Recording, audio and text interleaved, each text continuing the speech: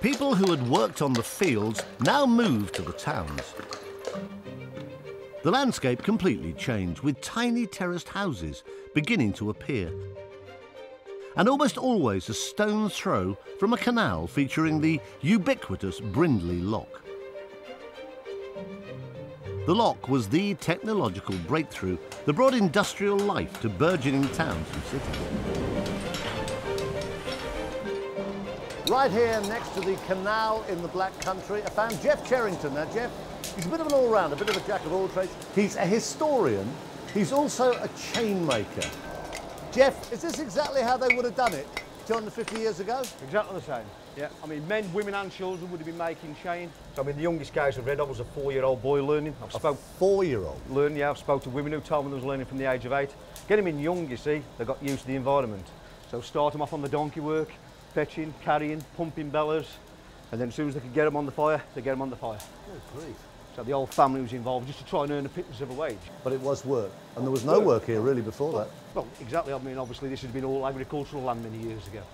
So of course, once they found good quality coal, good iron ore, limestone, all the main ingredients, all your workforce come up here. With the canal network gradually expanding, Brindley's vision of a Grand Cross was well on the way. You'd think that the good citizens of Birmingham would be scrambling to get on board, but no. Were people against it? There were people against it, people who didn't want it coming through their lands. I think people who were worried that it might take trade from their areas, you know, suddenly linking up, might divert away from where they could make money. So they did have a big job on their hands trying to win everybody over. But the planets were coming into alignment in favour of the canal age. Why have I become astrological? Because of the Lunar Society, an influential group of Midlands businessmen like Josiah Wedgwood, Matthew Bolton and Brindley himself. Tell us a bit about the Lunar Society then. Who were they? There was 14 members. They were just ordinary people. Why were they lunar? Well, they used to meet on the Monday closest to the full moon so that they'd have light to travel home by. But I think they also liked the scientific kind of element to it as well. They'd have a big dinner, often at Soho House, Matthew Bolton's home. He was a good entertainer and had a good wine cellar. But they'd also talk about experiments, they'd conduct experiments, talk about business, share ideas. Really, they were such big thinkers in terms of scientific discoveries. They contributed a lot and, you know, helped push forward this country. I propose to you our little society has a principle at work here. I believe we are moving from an age which is deistic into a world that is mechanistic. Yes. And I believe that we are the men at the forefront of that movement. The world will turn from the symbols that we invent. What was the significance of Bolton? Matthew Bolton was absolutely central. He was one of Britain's most important industrialists during the early stages of the Industrial Revolution. He was a Birmingham-born figure. He was heavily involved in the metal industry. He produced buttons and buckles, and someone who also married well and acquired money through dowries in order to construct his huge Soho manufactory, which at the time was the largest factory in the world. But he was conscious of the possibilities of living in a new industrial society. But Bolton was at first reticent about helping the canal network expand into Birmingham. It would need water, and water powered his factory. I know Bolton was worried about his water being taken, his water supply that fed his factory. He wanted to benefit from the canals, but he didn't want to lose his water supply either. Again, as in Staffordshire, it was James Brindley's method of building canals using his narrow locks which persuaded businessmen to invest in the Birmingham canals from the Black Country. And their investment paid off. It really cut down the cost of transporting your goods, and coal as well. All those kind of prices just really shot down massively. Also, Bolton did really well at supplying goods to the canals, you know, the locks and the metal parts that were needed. He did a roaring trading, supplying the canals through that way as well, so made money on the back of the canals being built and then using them to transport his goods. Factories expanded in Digbeth, the original industrial centre of Birmingham. others opened directly onto the new canals, processing metalwork and making things like coins and guns. The list of businesses is endless. It simply is no exaggeration to say that the canals unlocked the Midlands.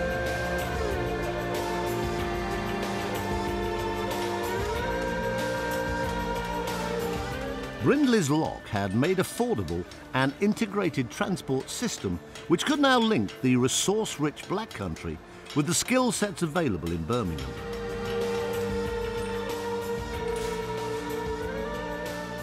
The canals were the arteries of the Midlands economy. Would it be fair to say that without the canal network, Birmingham would never have become the second city in the UK? Almost certainly, yes. Certainly its industrialisation would have been retarded. And Birmingham was extremely lucky that it emerged as the centre of what became known as Brindley's Cross. The canal network radiated from Birmingham. And without Birmingham's presence at the centre of a canal network, it would never have become as significant as it did become in the 19th century, when it did become the second city. And here's something you may not have known. Lichfield was a much more logical place to base a centre for an inland, water-based transport system. Erasmus Darwin, one of the key figures in the Lunar Society and a great friend of Bolton, had a vision of developing a canal network in Lichfield because there's plenty of water there. There's Minster Pool and Stow Pool now. But Erasmus Darwin was unusual in Lichfield, that he had a vision like Bolton of creating a new industrial civilization, but Lichfield wasn't that type of place. It was an ecclesiastical centre, it was a watering hole for the aristocracy. It had a commercial base, but not really an industrial base. So this may have been a pipe dream, but it could have happened if Erasmus Darwin's vision had taken place, and it may be that the equivalent of Gas Street Basin would have been in Lichfield rather than in Birmingham, but who knows? With the success of the Western Canal network, it made economic sense to link to the Eastern network. Canals were built linking the Humber and Trent with the West Midlands via canals at Coventry, and then later the final jigsaw was added with the canals from London through Oxfordshire and into the heart of the Midlands. The Grand Cross, which began in 1760, was complete by 1810. The east was linked to the west, the south to the north.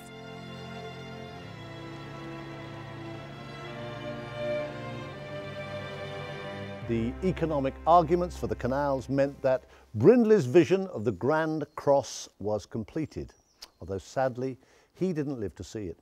He died of a chill before it was finished.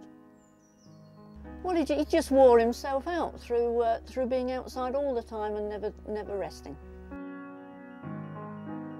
He was out surveying a Colden Canal, again in Staffordshire, his heartland, and he caught pneumonia, and they found that he actually had diabetes as he was dying, in fact. But modern opinion is that it would have been pneumonia that would have killed him. In a way, it's sad that Brindley's obsession with narrowness and the need to save money both created a national integrated canal network and spelled the end of it. Narrow boats could not compete with the next great transport revolution, the steam railways. Trains could carry a lot more. Brindley at the time, his name was known nationally. He was far the most famous engineer in the country. But his name has been forgotten because he's been usurped by the railways and the roads, that are the new transport systems. So we remember Brunel and Telford. And Brindley's name has faded. But he's the engineer who laid all the original threads of the network that we have. 7 canals, and everything else goes off of them that came afterwards. Today, Brindley's legacy is all around us. The Grand Cross is kept alive through tourism and leisure. I used to live up here.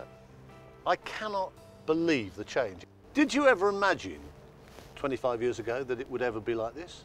Because to me it's unthinkable. I mean, they were filthy, they were horrible. I totally agree with you, because they were dirty, everything went into the canal. All along here were wooden warehouses, but look at what it is now. Look what the city have made themselves into. They've reinvented themselves and used the canals. It's now all leisure, which is why I'm here. It's fantastic. It is fantastic, but none of it would have happened without the Brindley lock.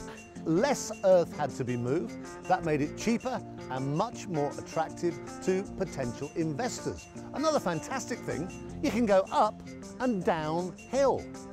Suddenly, simsalabim, the Midlands was opened to the rest of the country and in fact to the world.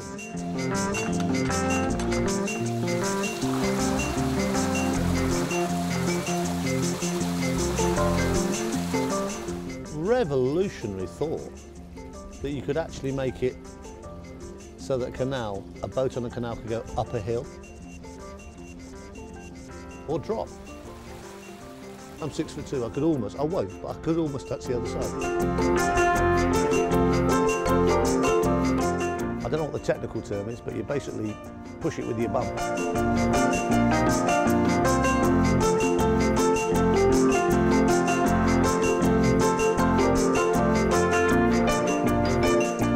And then you let the water out, and the boat drops down and comes out the other side.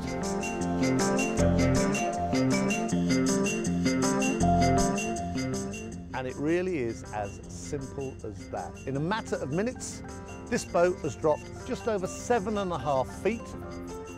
Just imagine what that means. Birmingham is 500 feet above sea level. But by using this, the Brindley lock, this water can go all the way to America. How cool is that? What do you think Brindley and people like him from those days would think now, sitting here in the middle of Gas Street Basin, of what's happened to their creation? Well, I think they'd be very pleased. I think they'd be thrilled, wouldn't they? Well, they would.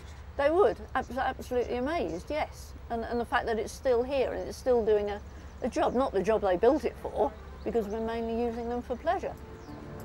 But this pioneering phase, it was just a brilliant part of Britain's history at that time, second half of the 18th century. Everyone, there was ideas sparking in all different directions. The canals were crucial to modern industrialisation. They enabled Birmingham to develop rapidly as an industrial town in the late 18th and early 19th century. They enabled Birmingham to expand its industrial base. They helped Birmingham to emerge not just as a regional centre but as a national centre. And those canals might never have been built but for the ingenuity and drive of James Brindley. His locks made sure that the Midlands were opened up to the rest of the country and in fact eventually to the whole wide world.